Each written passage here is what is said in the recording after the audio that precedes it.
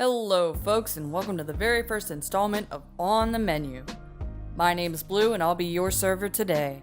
I know some of you have been waiting a while for this, so let's jump right into the main course. The first story I want to share with you folks today is the tale of a woman who has the personality of a burnt french fry. Let's call her Carol. I stroll up to the table, the routine. Hello folks, how's it going? You all know the spiel. The meal goes off without a hitch, and everything's fine until she asks for the dessert menu. Our restaurant doesn't serve dessert, so this is always mildly awkward. However, this woman seemed to lose track of her common sense the second I told her I can't bring 10 tons of melting hot chocolate to the table.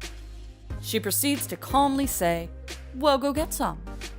I pause, trying to figure out how to respond, but I guess I waited too long because she follows up with, "You are my servant."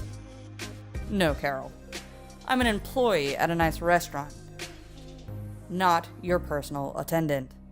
I'm not going to take off my uniform, walk to another store, buy you some shit-tier carrot cake, walk back and bring you a slice on a plate.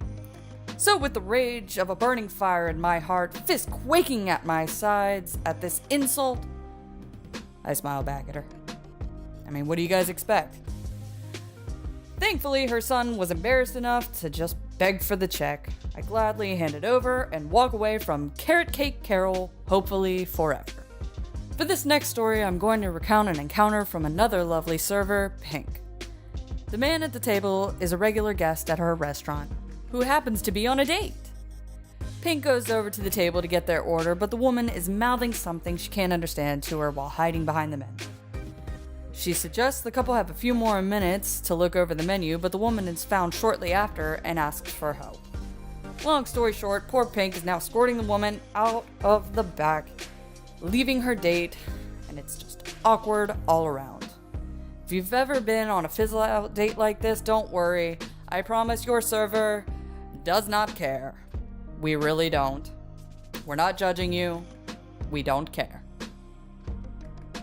The last story I want to tell is one of Pink's absolute favorites, and it's a horror story all of you servers out there will be able to feel in your bones.